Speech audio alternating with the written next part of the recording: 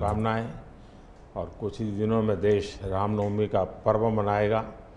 रामनवमी की बहुत बहुत शुभकामनाएं। आपको भी।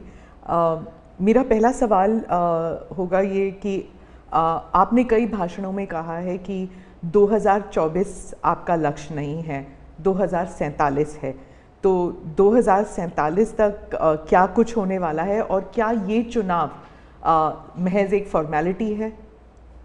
मैं समझता हूं कि 2047 को और 2024 दोनों को मिक्सअप नहीं करना चाहिए। दो अलग चीज़ें हैं।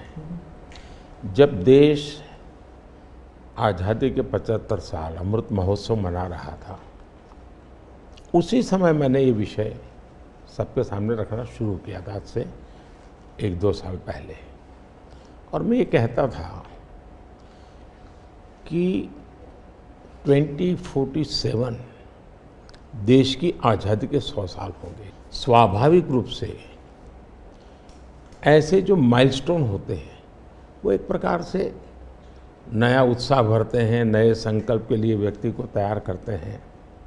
और उस अर्थ में मेरा मत था कि एक मौका है, 75 साल पर हम खड़े हैं, 100 साल पहुंचने वाले हैं। इस 25 साल का सर्वाधिक उपयोग कैसे करें? हर इंस्टीट्यूशन, हर कोई अपना एक लक्ष्य बनाए कि मैं अपना गांव का प्रधान हूं, 2047 तक मेरे गांव में इतना तो मैं करूंगा। आरबीआई को मैं कार्यक्रम में भी गया, 90 साल का उनका था। तो मैंने कहा कि 10 साल बहुत महत्वपूर्ण है, आपके 100 साल होंगे, इस पर अभी से सोचिए। तो मेरे मन में 2047 ये भारत की आज़ादी के 100 साल और देश में एक प्रेरणा जगनी चाहिए। और आज़ादी के 100 साल अपने आप एक बहुत इंस्पिरेशन है, किसी व्यक्ति की जरूरत नहीं है। तो एक पार्ट तो वो है। दूसरा है 2024।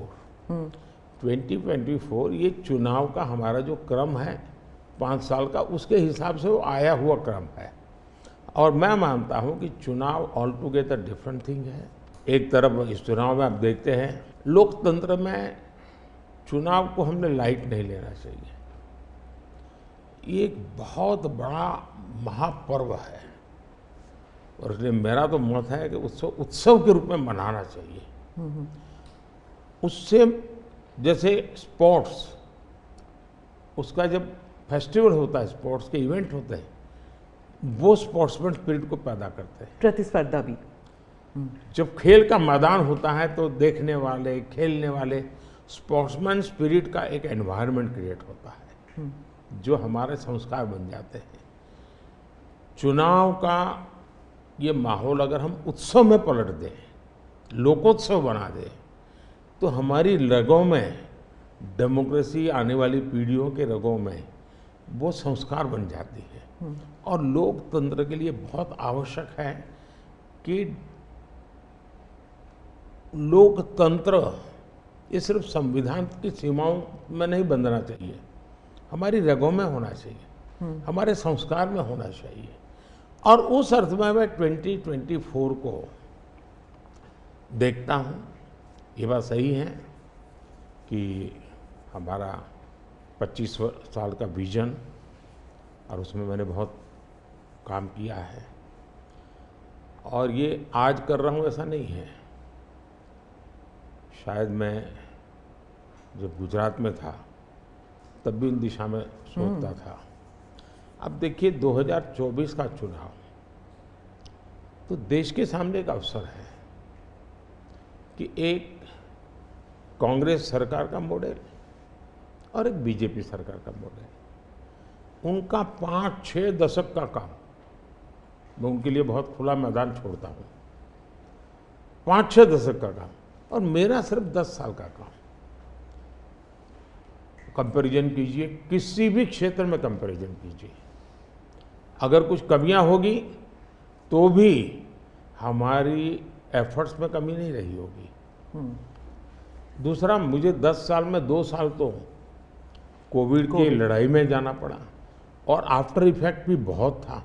फिर भी आज हम कंपैरेटिवली देश को स्पीड कहो, स्केल कहो,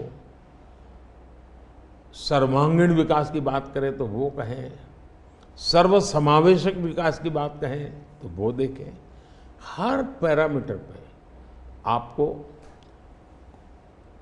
कांग्रेस के मॉडल से एक ऐसा मॉडल नजर आ रहा है कि हाँ, इस रास्ते पर हम चलेंगे इतनी गति से, और गति और बढ़ानी है मुझे। अगले टर्म में गति भी बढ़ानी है और स्केल भी बढ़ाना है, तो वो तो मेरा लक्ष्य ही है।